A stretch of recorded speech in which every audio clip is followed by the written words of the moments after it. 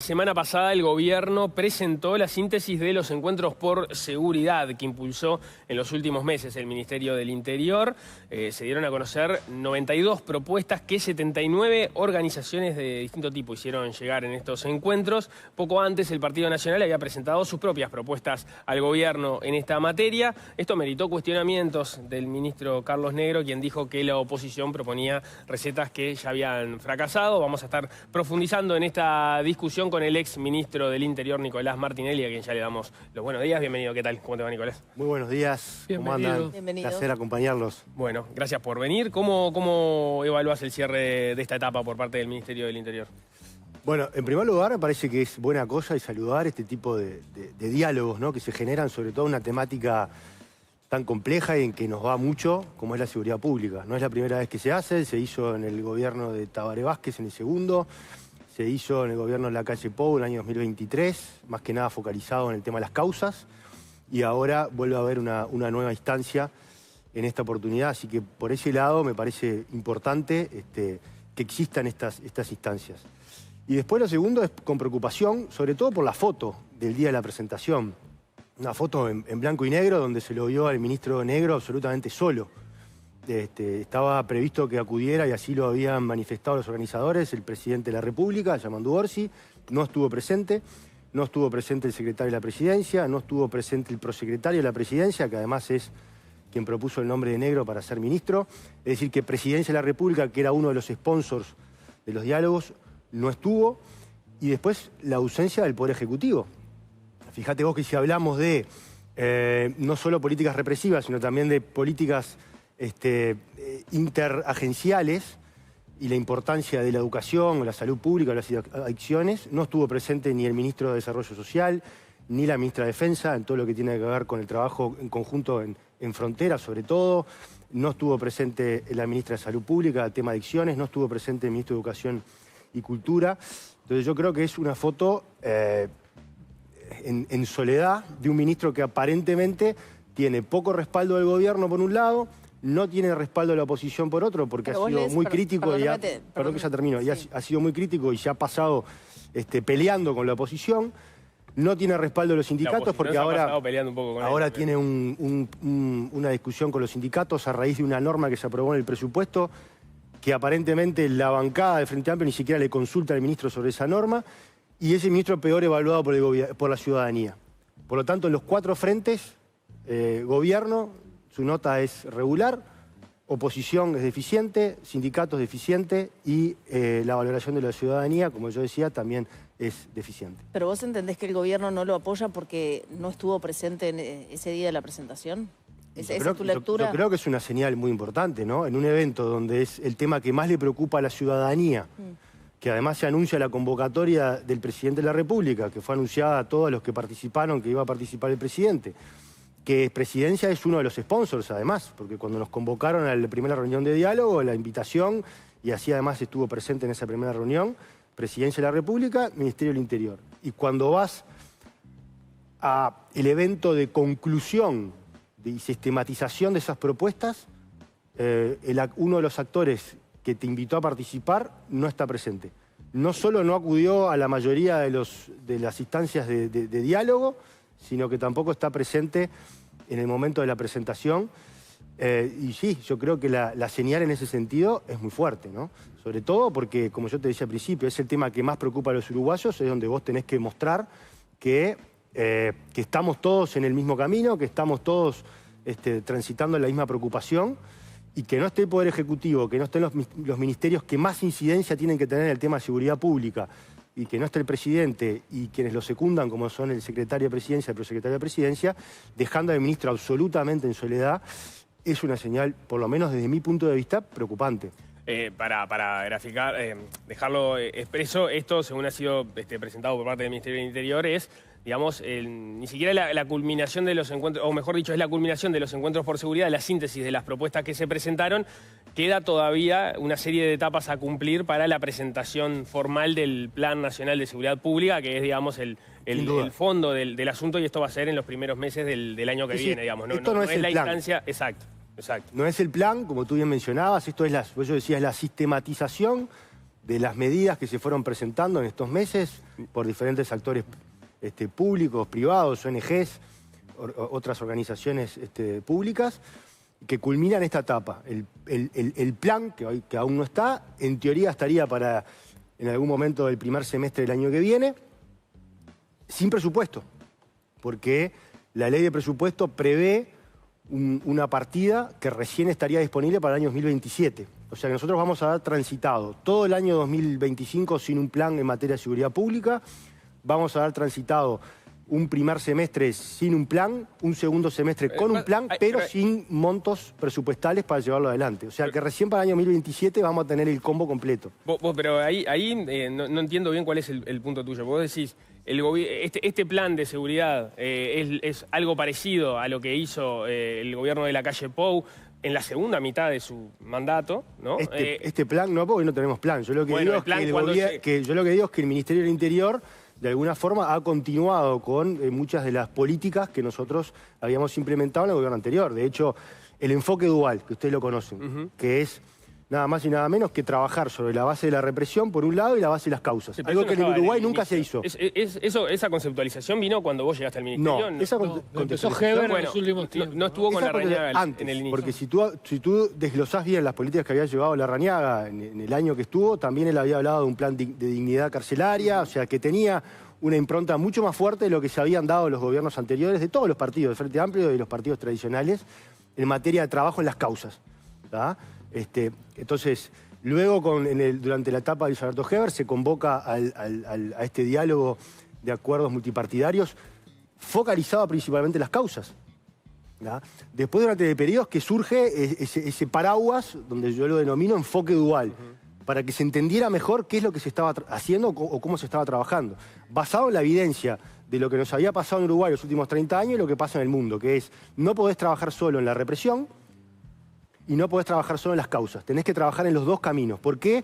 Porque las causas demoran mucho tiempo en dar resultados y lo que te ayuda a que eso que demora mucho tiempo pueda dar resultados es trabajar en la represión porque te contiene el crecimiento del delito. La evidencia en nuestro país indicaba que cuando no se trabajó en represión, los delitos crecieron exponencialmente, el gobierno del Frente Amplio, y cuando se trabajó en represión, pero no en las causas, crecieron más moderadamente, pero siempre crecían. Entonces era imposible frenarlos y bajarlos. Entonces por eso es que lo del enfoque dual, yo digo que continúa, es una política que incluso el propio presidente Orsi y también el candidato Álvaro Delgado en su momento lo manejaron en campaña. Ahora el gobierno le cambió el nombre, en lugar de decirle enfoque dual, le dicen enfoque integral, con esta cosa media refundacional, pero en definitiva es lo mismo. Como es lo mismo otras políticas que después hablaremos, que también le han cambiado el nombre, pero que yo entiendo que continúan en este periodo. Ahí está, pero justamente lo que continúa en este periodo que vos destacabas del gobierno anterior, ¿no sería algo positivo que continuara? Hay cosas positivas, lo que yo critico es la falta de honestidad intelectual de reconocerlas. ¿Por qué le cambias el nombre a algo? ¿Tenés un afán refundacional? Si el enfoque dual permeó, entró en el sistema político, entró en el sistema periodístico, entró en la gente, lo entendió de manera fácil. ¿Qué necesidad de cambiar el nombre? La disuasión esta o la represión focalizada no es novedoso y lo veníamos haciendo nosotros.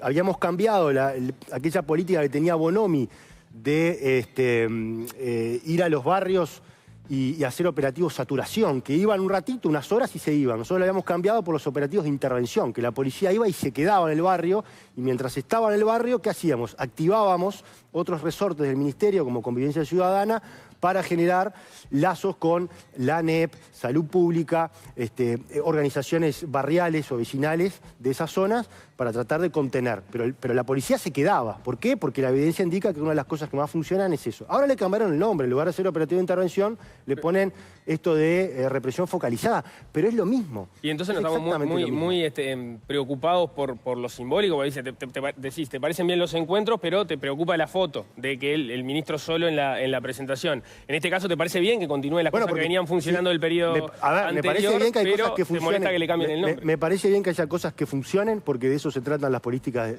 o que continúen, porque de eso se trata la política de Estado. No me parece bien la falta de honestidad intelectual de reconocer que las cosas que se hicieron bien están para dejarlas y para continuarlas. Me parece bien generar políticas de Estado en materia de seguridad pública, porque se nos va la vida en eso. Por lo tanto, saludo este tipo de encuentros. Lo que me parece es que le faltó músculo. Le faltó músculo porque el ministro no participó de estos diálogos, el Ministerio del Interior no participó, no llevaron propuestas, el Ministerio del Interior no presentó propuestas, Frente Amplio no presentó propuestas, Presidencia de la República estuvo en las primeras 2 reuniones y después desapareció. Y ahora, cuando vos vas a presentar la culminación de todo este proceso, el ministro Negro está solo en la foto. No lo acompaña Presidencia de la República, su principal socio, y no lo acompaña el Poder Ejecutivo, o por lo menos los ministros que deberían haber estado cuando vos me estás hablando de que querés generar políticas de Estado basadas en la evidencia y en el trabajo vinculado a las causas. Entonces, si no está la ministra de Salud Pública para todo lo que tiene que ver con el trabajo en adicciones, salud mental, no solo de las personas privadas de libertad, la policía, la ciudadanía en general, no está el Ministerio de Educación y Cultura, que es la base de todos los problemas, porque la educación es la base de todo. El otro día escuchaba un colega, Joel Rosenberg, que hablaba en relación a las dos últimas preguntas que hicieron Nico y Paula. Decía, hace un elogio de la gestión de Martinelli en cuanto al enfoque dual y al haber continuado con ese encare, se elogiaba eso. Decía, pero ahora inexplicablemente, decía, o no usaba la palabra inexplicable, pero encontraba un cierto quiebre que él no lograba del todo entender. Aquel Martinelli se transformó en un troll que está todo el tiempo criticando a alguien que está continuando con lo que él mismo hacía. Sí, yo le tengo que agradecer a Joel 2 cosas. Una, porque me trató de estadista, ya me llevó a un nivel que la verdad que se lo agradezco. Y lo segundo, porque dijo que posiblemente sea el próximo ministro del Interior, así que por ese lado le agradezco. A ver, yo las críticas que siempre he hecho y lo he dicho, las he hecho fundadas. Siempre con respeto, pero además, cuando critico, tengo un fundamento atrás y además trato de proponer algo. Cuando pasó el problema en el Estadio Centenario con aquel policía que salió lastimado, critiqué, pero propuse medidas que entendíamos se habían aplicado en el periodo anterior y en este periodo no se estaban aplicando. Cuando pasó o se empezó los robos Piraña, critiqué qué había pasado y propuse que había tecnología que no se estaba utilizando. Y así sucesivamente. O sea, sí he sido crítico, hoy estoy del lado de la oposición. Me parece que parte de eso es el rol que tiene la oposición, de marcar cuando hay determinados errores, pero también he sido proactivo a la hora de proponer. Incluso, hay cosas que ustedes no tienen por qué saber y la gente tampoco, pero yo con el ministro Negro tenía un diálogo muy fluido. Yo le escribía, antes de poner cualquier mensaje o tweet, yo le escribía a él para decirle, mirá, Carlos, me parece que no va por acá, habría que haber hecho esto, lo otro, y después hacía mis críticas. Entonces, yo en ese sentido tengo la tranquilidad de saber que siempre que he criticado desde el lado de la oposición que me toca estar, lo he hecho. No hay un riesgo en el estar permanentemente en las redes, porque la gente tampoco conoce la trastienda, lo que la gente ve es las redes nomás. Entonces, bueno, no hay un riesgo de como sobresaturar la propia figura de uno. Yo no estoy midiendo los riesgos, yo soy como soy. Soy así, soy natural y cuando veo algo que me parece que no está bien, lo digo. Y lo digo de vuelta, lo digo criticando, pero detrás con argumentos sólidos para la crítica, pero también, por otro lado, que a veces siempre falta, porque uno a veces solo critica, pero no propone. Yo he tratado además de ser propositivo en ese sentido. Vos decías recién que el gobierno no hizo ninguna propuesta en los encuentros de seguridad, pero el gobierno tenía... Las propuestas estaban hechas en el... No, el gobierno basó en el programa. Bueno, pero con ese criterio todos los partidos políticos entonces no tendríamos que haber presentado ninguna propuesta. No, quiero decir que en esos encuentros esas propuestas que estaban en el programa estaban sobre la mesa. ¿Cuáles propuestas presentó eso? Todas las propuestas de seguridad, el plan más barrio, el crecimiento de policías, en fin, todas las propuestas que se hizo antes del gobierno estuvieron en los encuentros de seguridad. Pero es que con ese criterio el programa que presentó el Partido Nacional entonces es parte de las propuestas que presentamos. ¿Por qué el ministro del Interior las menosprecia? O el Partido Colorado puede haber hecho lo mismo. Tomen como base mi programa de gobierno. El Partido Independiente lo mismo, Cabildo Abierto lo mismo. No, entiendo que los encuentros de seguridad son para conversar. O sea, ahí había un proceso propuestas formal para presentar propuestas y en ese proceso formal no se presentaron propuestas. O sea, las propuestas que hay son las que se sistematizaron por parte de organizaciones sociales o algunos empresarios del rubro o cámaras empresariales, la actividad, las que llevó el Partido Nacional en la segunda reunión, porque yo participé, le dejamos un escrito con varias hojas de las que eran las propuestas que nosotros hacíamos. Y lo mismo creo que hizo Cabildo Abierto y Partido Independiente. Ahora, el Ministerio del Interior, yo no conozco ninguna propuesta que haya presentado el Ministerio del Interior en ese ámbito, y tampoco conozco propuestas que haya presentado el Frente Amplio. ¿Y de las 92? De hecho, he consultado con los otros colegas míos, me dijeron, no, nosotros no conocemos propuestas que haya presentado ni el Ministerio del Interior ni el Frente Amplio. De las 92 propuestas que presenta el ministro, ¿hay alguna de las que presentaron ustedes? ¿O fueron todas desestimadas? Bueno, quizás alguna hay porque puntos en común hay con muchas organizaciones. Ha pasado en cada uno de los diálogos. Yo me acuerdo que en el diálogo que tuvimos en el año 2023 se presentaron también cerca de 80 y pico de propuestas. Después se sistematizaron en 16, porque esas 16 eran básicamente el denominador común. Eran donde había más coincidencias entre todos los partidos políticos y todas aquellas organizaciones que habían participado y habían presentado propuestas. En este caso lo que se hizo, por lo menos hasta ahora, fue presentar toda la batería de propuestas. Supongo que después habrá una sistematización y búsqueda de puntos en común entre esas propuestas para empezar a aterrizar, porque después facilita las vías de llevar adelante esas propuestas. Cuanto más coincidencia tengamos, más hay.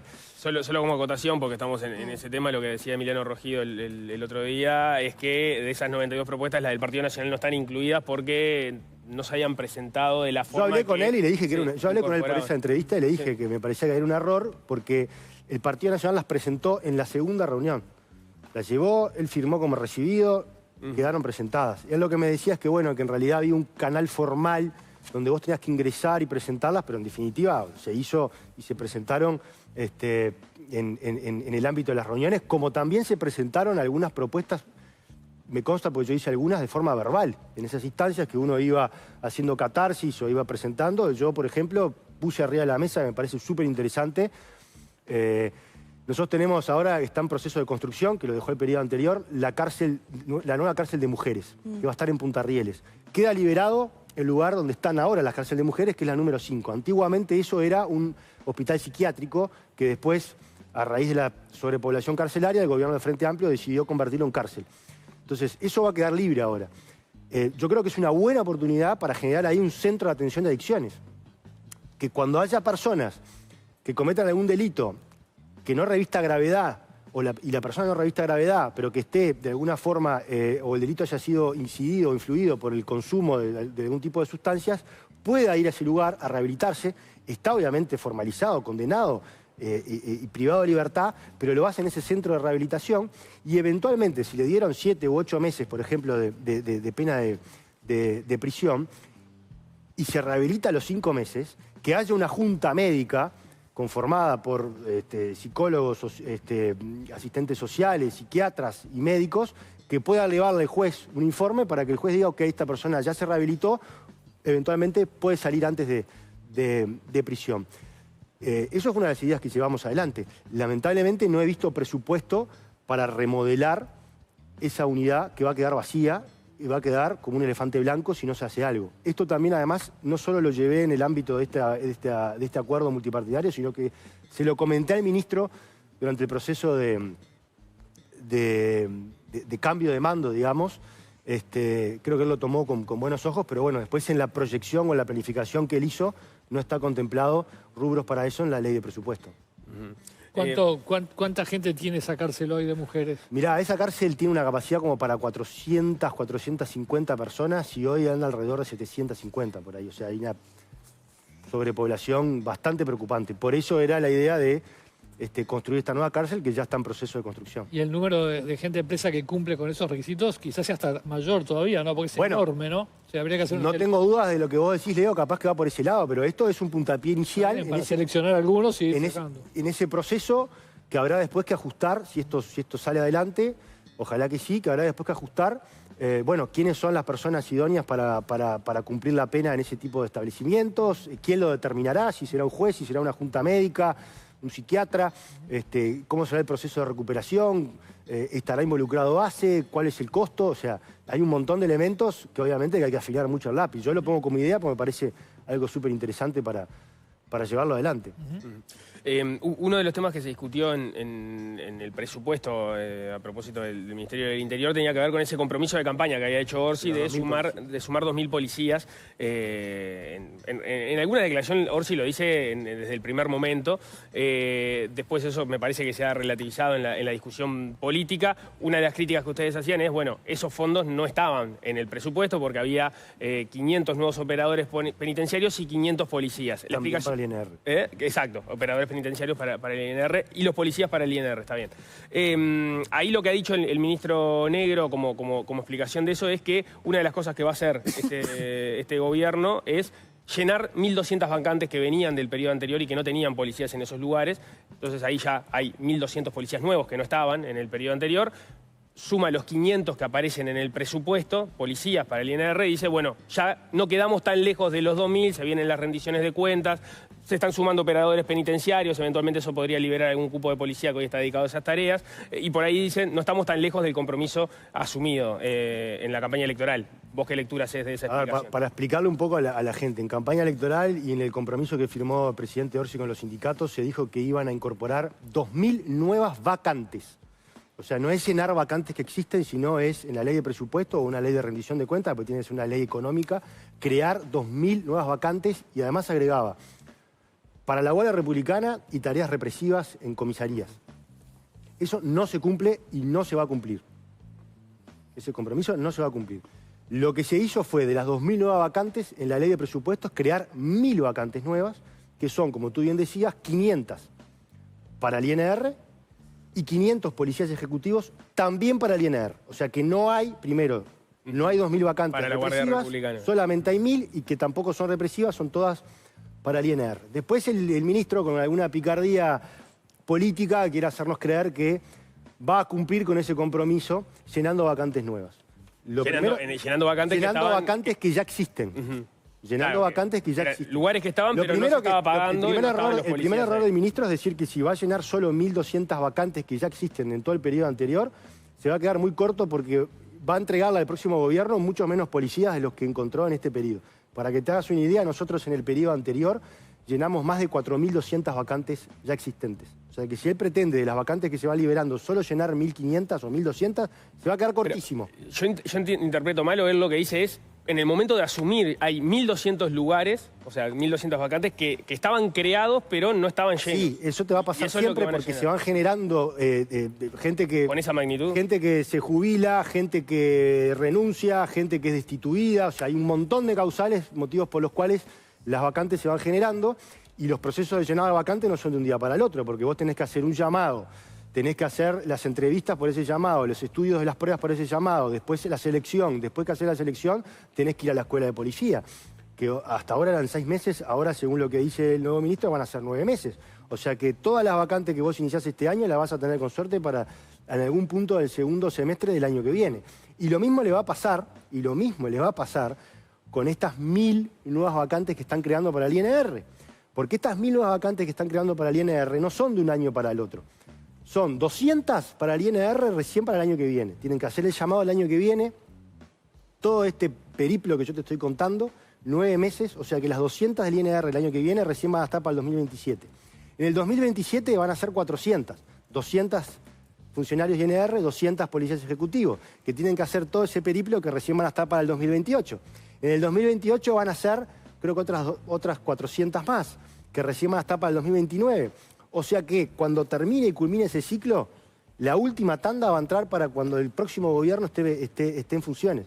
Por eso te digo que es una proyección que no se va a cumplir desde el punto de vista del compromiso de campaña, tampoco se va a cumplir desde lo formal que está en la ley de presupuesto, por eso nosotros presentamos un aditivo para que el Ministerio pudiera contar con esas vacantes desde el día hoy, desde ahora. Lamentablemente no lo llevaron, el Frente no lo acompañó. Entonces, el llenado de estas vacantes que se crean recién lo va a culminar finalizando su periodo o incluso ya habiendo pasado el plazo de su periodo de gobierno. Y estos 1.200 que estaban de vacantes en el cambio de gobierno, es una cifra que decís que es normal por lo más normal, es el llenado de vacantes que ya existen en cualquier ministerio o en cualquier organismo público, es el pan de cada día. Porque a vos la gente se te va jubilando, la gente se muere, la gente es destituida por determinadas causas porque cometieron algún delito, por lo que sea, entonces se van generando un montón de vacantes.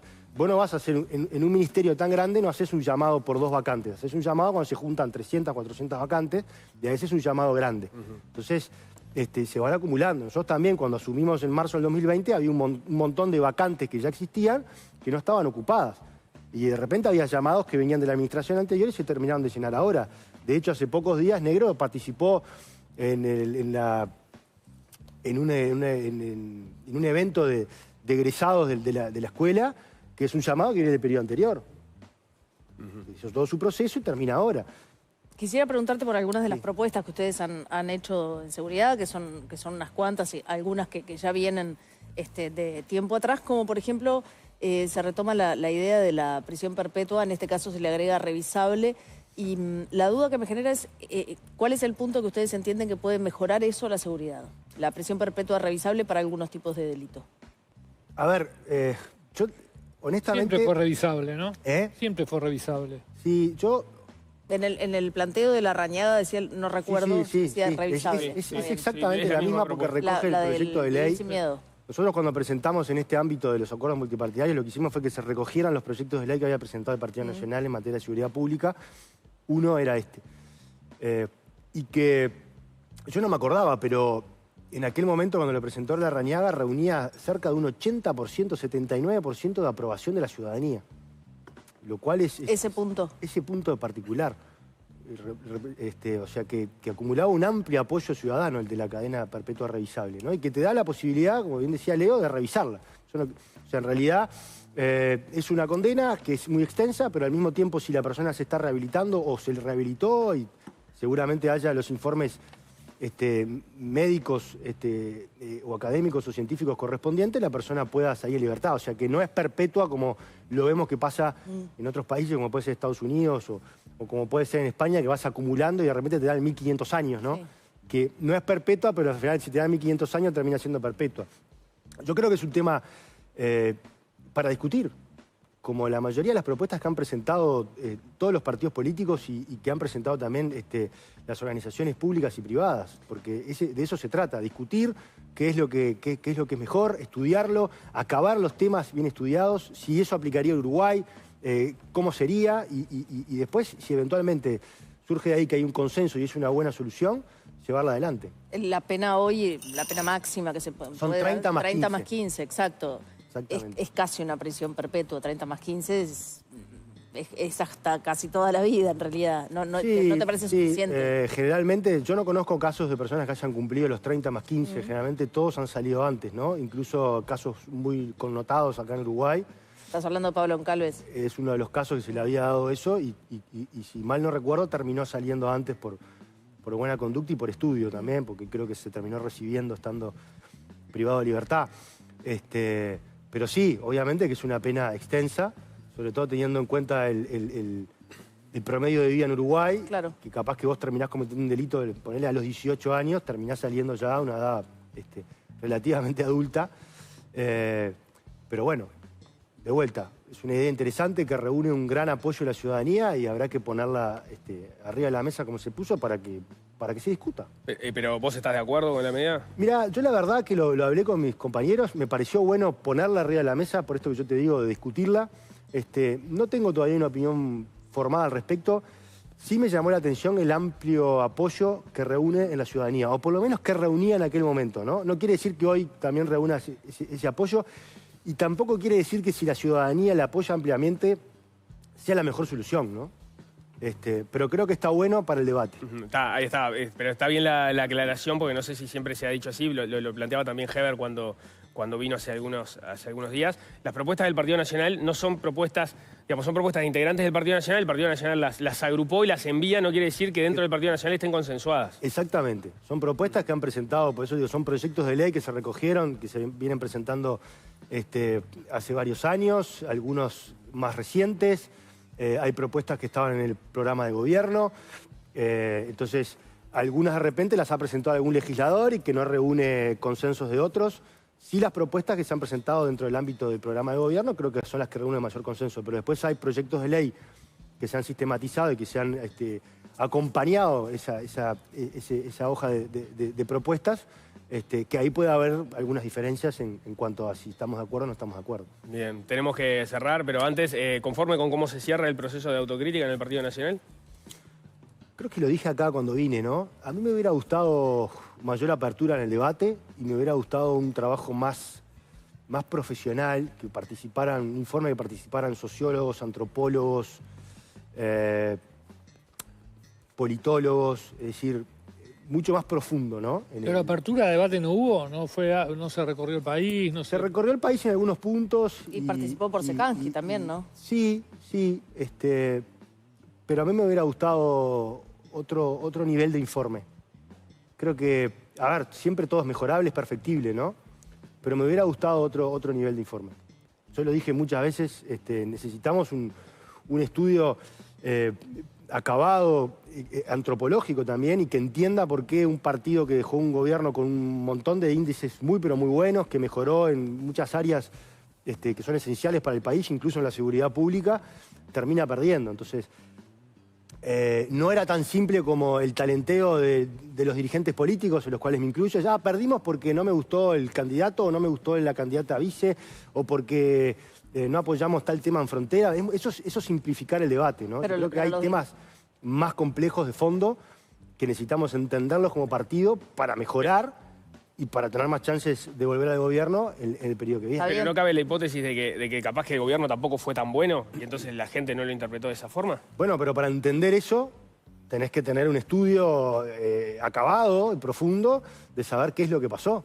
O capaz que sí, porque el presidente tenía una muy buena imagen, se fue con una muy buena imagen y terminás perdiendo. O sea, algo pasó en el medio que escapa a mis conocimientos. Yo soy abogado, no soy antropólogo, pero que me hubiera gustado tener ese estudio, esa opinión de gente que sabe mucho más o entiende mucho más la conducta humana para saber qué tenemos que mejorar de cara para adelante. Y en esos encuentros por seguridad no es suficiente Por seguridad no. Por seguridad, por autocrítica, perdón.